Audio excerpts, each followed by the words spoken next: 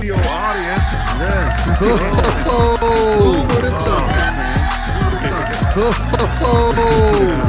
Let's go. What's up, bro? We got a podcast in the Metaverse, bro. yeah. Who knew that this is what it was all building up to through the entire first season, and now we are here kicking off season 2 with all of you guys, a live studio audience. Let's go. Every Tuesday. A podcast. We didn't even know what was happening. We were 15 episodes into this. It seems to be helping and impacting a lot of people. We'll see you every Tuesday on the Well Metaverse podcast. Peace. I don't know why I chuck deuces. Like I don't chuck deuces. What was that?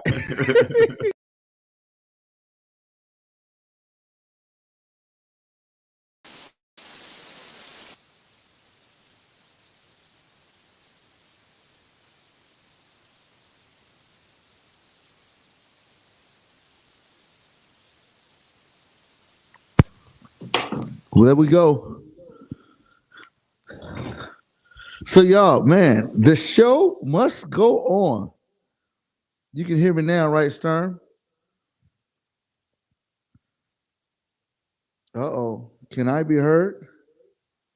There we go. Y'all, it's super exciting today because I'm flying solo. Let's go for the solo train.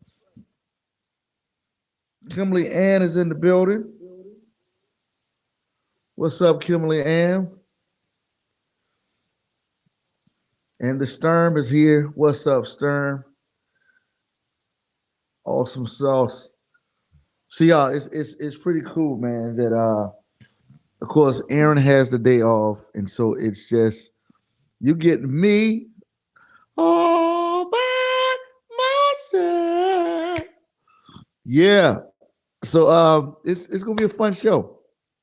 In fact, I'm gonna do something that Aaron and I have been talking about doing. And not only is Aaron not here, but Lolly D is not here either. Everybody's on vacation, so it's just me in the studio and you as well.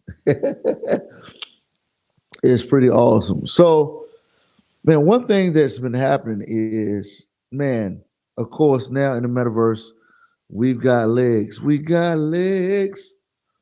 We know how to use them. And you can see also, if you look real careful, I have a star on my eye. And this star is bothering the heck out of me. So I'm gonna rock these glasses. That way you don't gotta be looking at my my star either. Appreciate that, Kimberly Ann. Appreciate that.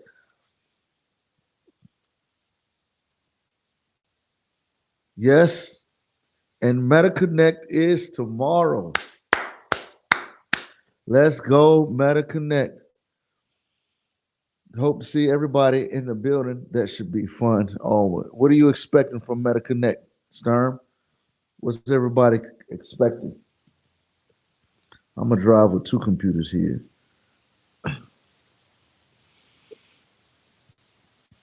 Expecting nothing. Awesome. All right, so here's what I want to do, man. I've done something that I can't really talk about right now, but it's something pretty cool. And hopefully, yeah, the MetaQuest 3, that would be that'll be pretty awesome. The future of Horizon. I'm very interested to see about the future of Horizon. You know, because it's crazy because last year they announced legs and we just got them. So what's going to be next? But here's what's crazy. I'll probably be able to talk about this more in the coming weeks. But what I've been doing is really, maximizing content. That's the question. How do you maximize content? There's this idea or this phrase called repurposing content. And what you're doing when you're repurposing content is, let's say you make a tweet, or let's say you make a video. That's better. You make a video. Let's say you make a 5-minute video and you upload that on YouTube. Once you upload that on YouTube, and let me just pause and say shout out to all the Jason Earls and Aaron Searles unemployed alcoholic YouTube subscribers.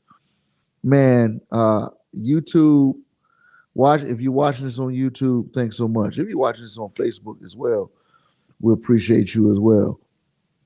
But as YouTube seems to be a hub, man, it's typically that's where, if you're a video content creator, most of us post our long formatted videos on YouTube because it's better catalog. And I just want to give you a YouTube clip, a YouTube tip to say, if you are a content creator, make sure you put it on YouTube, because the idea of YouTube is it's more like a catalog. It's more like a where people go to research things. When you go to Facebook, you don't necessarily go to Facebook to research stuff. You go to Facebook basically to see what's trending, what's hot, and that's what Facebook typically does. And I'm probably shooting myself in the foot on this one. But Facebook's focus is community. What's going on in the community? That's why the Oculus and the goggles and the metaverse works so well because it really emphasizes community. So when we put those videos together, we put them on YouTube. But then, what do you do after you have a long video? Then you what you do is you repurpose it. You take them down and make shorter videos. You look at see if it can be a blog. If you want to write a book, if you desire to write a book, I would encourage you to just do a live stream about it. Just outline whatever the chapter is, the chapters that you want to do, and then you just go through and you make live streams about it. That's, for instance, let's say I'm gonna write a book on cooking, and like, okay, there I need to teach people how to select their cookware. Boom, you do one live on cookware. Then the next one you do whatever, you just go down the line like that. Anyway, so I've been looking at what do Aaron and I do with all this content that we've created. So what I've done is created short form videos, and we've been talking about doing this, and we've done them sporadically. But this also allows us to go back and look at some of our content. So let's go to the first clip. I'm gonna show this. Let's see. Yeah, we gotta let people shine. I mean, I am being sharpened constantly by you, and it's interesting because as the dynamics of this relationship have taken shape, I've found that there's other people that I'm also connecting with in a similar fashion. Yeah. And man, it's like the value that you guys are breathing into my life is unparalleled to anything I've experienced. Like, I mean, I feel like I'm being breathed into a lot, but then I'm also getting the opportunity to breathe into other people. Yeah. It's cool to hear that that's a reciprocating thing from your perspective. There it is. That's a conversation that Aaron and I had, and I just encouraged him, and just he was appreciative of the encouragement that I gave him, and it just led into this conversation about how we all draw encouragement from each other in this community called the Metaverse. So it's pretty awesome. And then through these conversations, what's been great is just the way that we've become better, and even other people become better. I mean, now the Metaverse has become a primary way that we build community. And then it's also impacted our leadership skills and our ability to impact the business and organizational world. And so I'm gonna play this. That's my favorite part of what's happening right now is these opportunities to connect with people on a deep and strategic level and talk about some of these things, and then me myself see things that I can implement and work with, and then and see others implementing things, to see you, man, like to like I feel like I'm witnessing the complete rebirth of Jason Earls, Wow. I've got like this front row seat to it, and it's Indeed. incredible, man. Indeed. Thanks, brother. Yeah, get your popcorn, baby.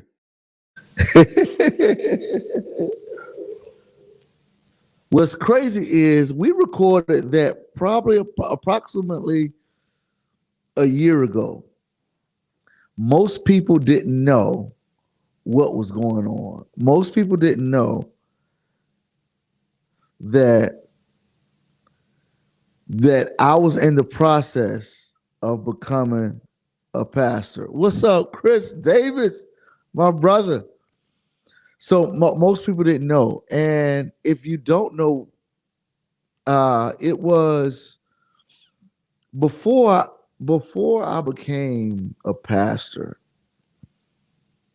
and it was November, the first Sunday in November, and so it became public that that was about to happen or potentially could happen a year ago this week. And man, let me just tell you, Aaron knew this, but most people didn't. So that's why he said what he said. It's good to see I have a front row seat and all this going on with me. Because y'all, it was a struggle for your boy. It was as if for about 9 months, I went through this burning sands, this lonely journey of becoming someone that I really didn't, or becoming something that I really didn't want to do. I just, for me, um, being a senior pastor of a church was one. There's a verse that says, "If anybody desires this, it's noble. It's awesome." And I read that verse and I'm like, yeah, if somebody wants it, but I don't want it. I don't, because I love being myself. I'm a stand-up comedian by trade, by profession. And just the idea of being a pastor and a comedian is man, it's how do I call it? Does it seem like I can be my authentic self? Um it was a test worthy to see if I was worthy to be a pastor. But I got a news flash, Stern. I'm not even worthy to be one. All facts.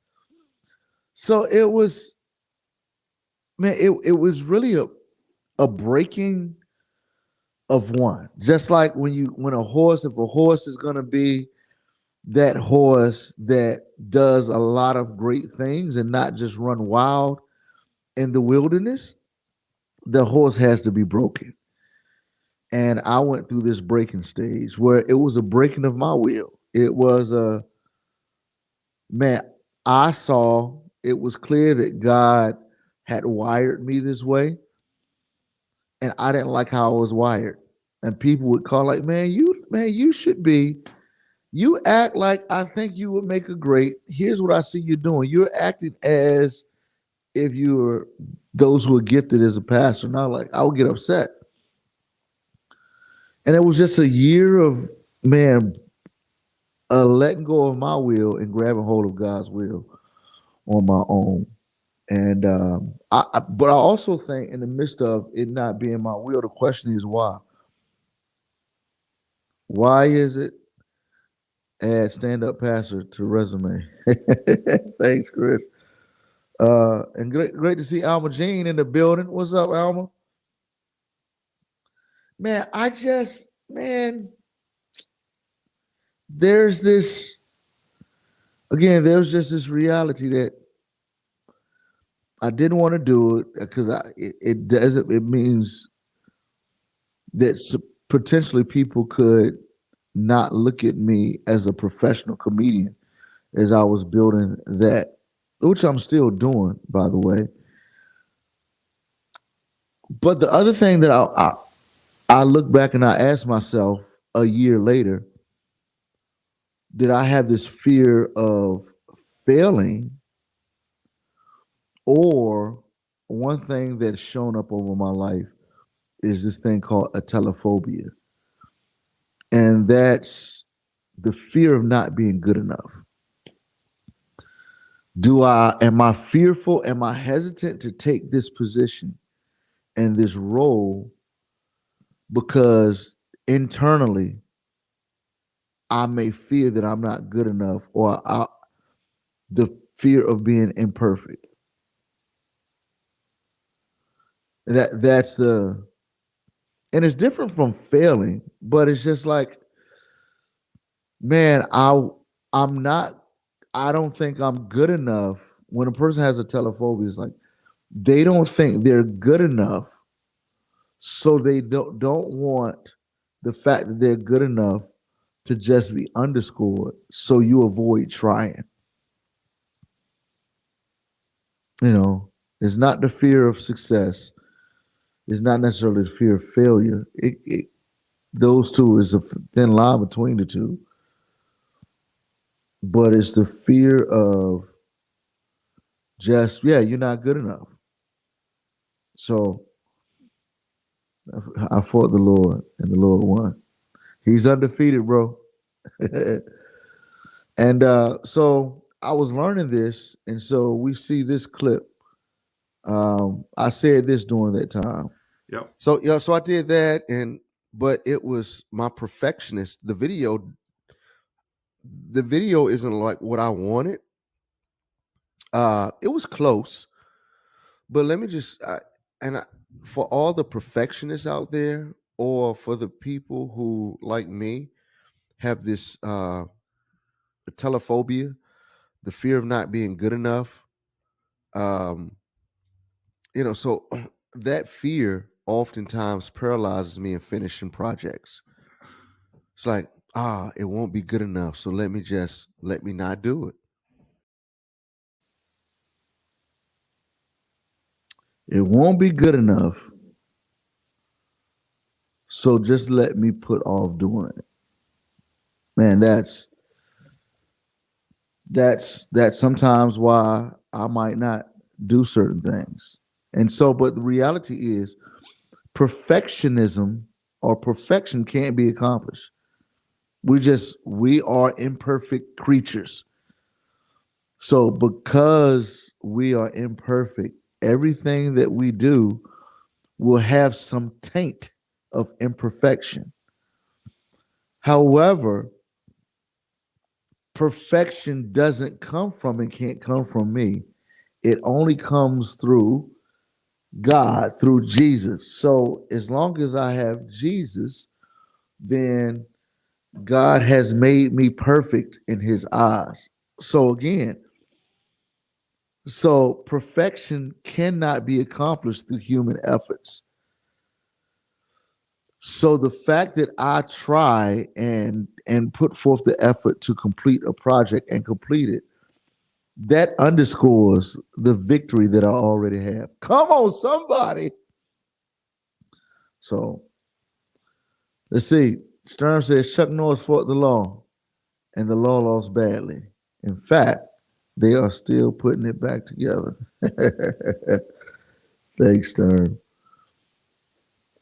That's good stuff.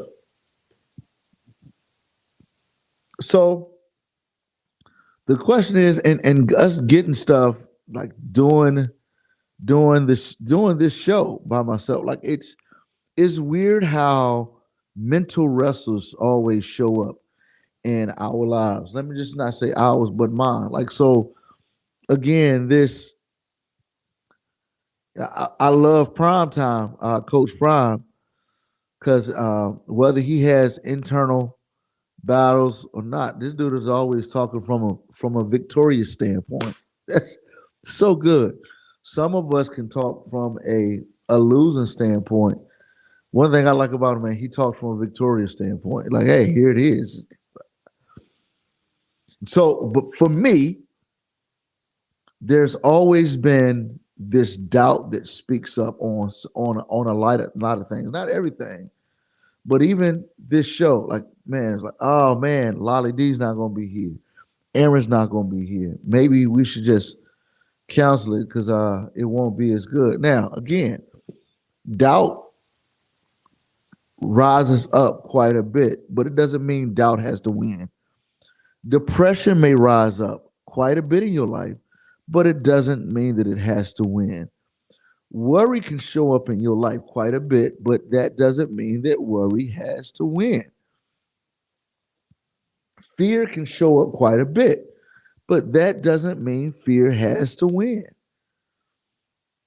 Hey, I told somebody, I like, yo, I wrestle with depression. They're like, you do? What? Well, it's something like, no, nothing's wrong. I'm a freaking champion. I'm world heavyweight champion of the world. Doesn't mean that I don't have wrestles. It means I'm human. All of us wrestle with some things, whether you want to admit it or not. But God has made us victorious. There's a verse that says we're more than conquerors. Come on, Romans. What up, Bobby Dukes? How you feeling, bro? So, when doubt comes, you don't have to listen to it. But one thing that helps is having solid people around you. Iron sharpens iron, so is one man sharpening the countenance of another. And so having those good friends around you helps tremendously. Don't be deceived. Bad company corrupts good morals. God's not marked. Bad company corrupts good morals. You hang around the wrong folks going to influence you. But you hang around people who are living the way that you desire to live, thinking the way that you desire to think or should be thinking, then that stuff impacts you positively. And so, yeah, let's play this clip. Yep. So I did that, but it was my perfectionist. The video isn't like what I wanted. That's the video I just showed. So here's the real video. Because when you're your true authentic self, then the crowd that love you for your authentic self, they come and follow you. And that's why I recorded 7 jokes I couldn't tell at church. That's probably people who know me well. It was like, finally, that's the introduction to the comedian Jason Earl's comedy special was good. Recorded in front of 7,000 people. Yo, that's what happened to the video? It didn't show. We need to try that again. Hold on. Because when you're your true authentic self, then the crowd that love you for your authentic self, they come and follow you. And that's why I recorded 7 jokes I couldn't tell at church. That's probably people who know me well.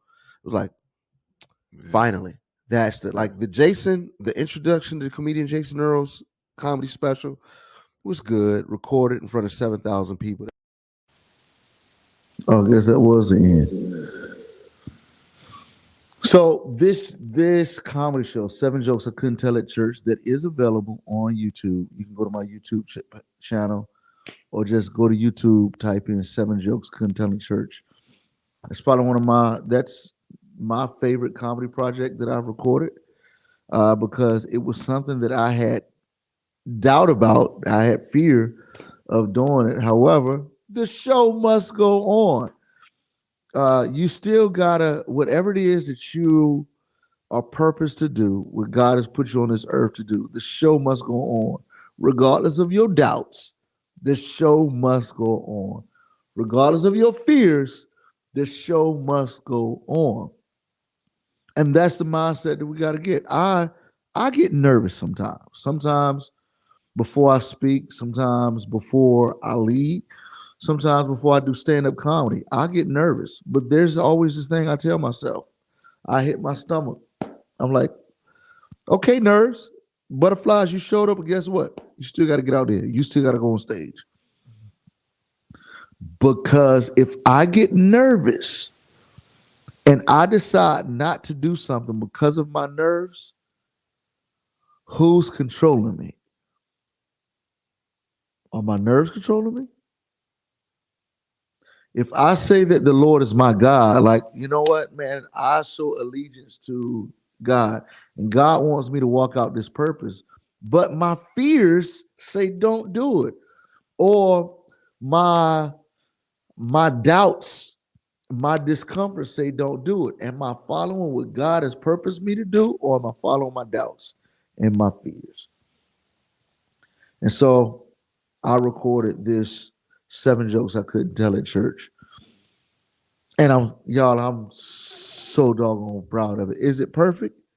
Absolutely not. But it's my baby. So I want to show y'all the clip I showed. I posted this week on social media, or last week, excuse me. And it's part of 7 jokes. And it's kind of the idea of, man, let's talk about racism and all that stuff. So here we go. A lot of the racist crap that's going on in the country is simply because we forgot what it's like to just sit down and talk with other people. Invite people in your home who don't look like you, and put yourself in a position to be taught. Because a lot of times when we cross in racial boundaries, like, we always take this position of arrogance and not humility. So if we want to alleviate the race problem, man, just sit down with people and learn. Talk about stuff. My parents, we love white people, but I never went to one's house. Until I got in college. I was like, so this was y'all houses look like. It was weird. I was like, man, I had never been in a white person's house. Yeah, you ever been in a black person's house? No, he got hockey like that. I ain't saying nothing. I got the black iPhone, I'll tell you that. Yeah, everybody, dude, you coming over our house? Yeah, what you doing tomorrow? Oh, cool. All right, I can check with my wife.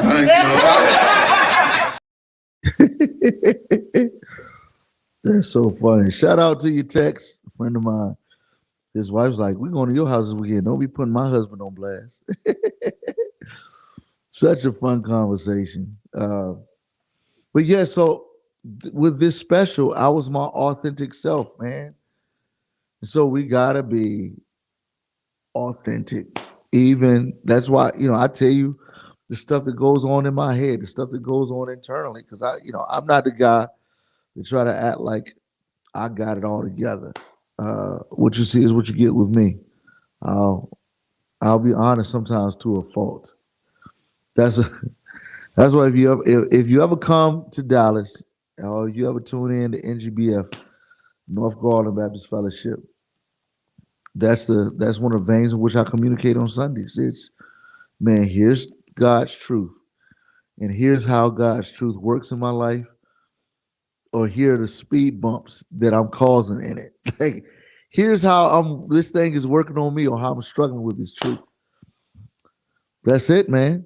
And so having some fun. I want to shout out, and when I talk about being around people and putting people being in the right place, man, assemble yourself around people who have strengths that balance out your weak spots.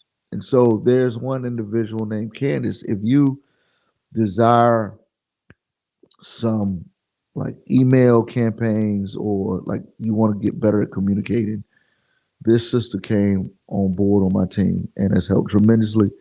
And this was after one of the times that we met. Check this out. So now I brought that person on to my staff meeting. So every Tuesday, 2 o'clock, is the Jason Earls Productions staff meeting. So it's only three of us on the call. Got two people who are on the staff. Uh, But then I brought in, introduced Candace with Standard Branding on. And I said, okay, Candace, let the team know what you're going to be doing or what you're doing. She started telling them. My other two team members start saying, oh, yeah. So now we can do this. Remember yeah. 2 years ago, we took notes about this, but we had to pay Yeah. for it. Now we can do this.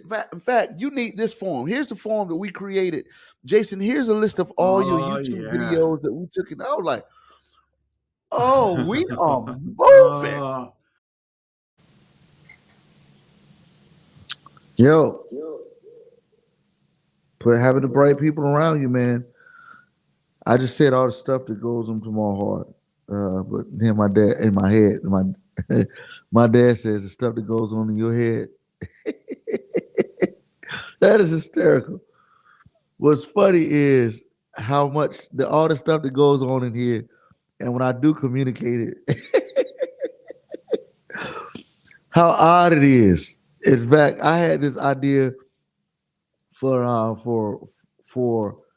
Halloween, where school is having a trunk or treat. If you don't know what the trunk or treat is, this is when in an organization or a church or community, instead of having kids go around to house, they have cars show up at a church or at a school, and basically they pass out candy from out of their trunk, which seems a little weird. Saying it out loud. So I had this idea that our church could participate in a school's trunk or treat, and I gave this idea, and some people laughed at me. They really laughed. In fact, some of the people closest to me laughed. Like, where is he getting all this stuff from? But guess what happened? What I called out actually showed up. Boom. So I just know, when you're a creative person, a trailblazer, those closest to you just don't get it. Nobody gets what goes on up in my head sometimes. But a word to the wise, which I still need to learn sometimes, is even when ideation is one of your strengths, you have to be careful how you communicate it. Because sometimes, especially if ideation is your strength and you have the tendency to be a little bit impulsive, you can have the thought, not think through it, communicate it in a way that's not advantageous for everybody. And then everybody starts to shoot your holes in your ideas. If people shoot holes in your ideas, sometimes it's not your idea that's off, or the people that's off. Sometimes it could very well be your communication skills or the way that you communicate it. Y'all now, some churches in your neighborhood do it. Amen. Amen. I love how church folks say amen. Amen. Come on, somebody. Bobby Duke said, I'm okay, but God is so good. Come on. And then my dude Chris says, I believe God is showing the world an evolved way to pastor through you, bro. Thanks, dude. Appreciate that, brother. And Mama Bree 30 is in the building, or Mama Bray, as we like to call her. Hope you're good. So yeah, y'all, man, I have probably one of the busiest weeks of my life right now. So we're excited about this time, but my week is getting cut very short. As you know, we get to say goodbye to my third child. Not goodbye, but we let her out of the nest. The little bird is flying out of the nest this week. And so it's super exciting times. It's for those who have young adult or adult children, when they've left, I didn't know this. I didn't know how emotional that thing could be. We had our first two birds left at the same time. And this week we released one of the birds by herself. And I'm anxious to, I'm excited for her. And I'm at that age now where I'm a crier. I don't mind crying in public. But sometimes I'm like, man, do I gotta cry today? Do the emotions have to hit today? And so we're excited. I do want to say, just as I know my daughter's not on Facebook right now, but I do want to say to you, Alicia, we are so proud of you. I really believe that my daughter Alicia is going to be successful. She's showing all the trappings of a young, determined person. And I love you to life, Alicia. And I'm so can't wait to see all that God does for you. And I pray that you continue to grow, that you God enhances what your strengths and also enhances your weakness. Come on, somebody.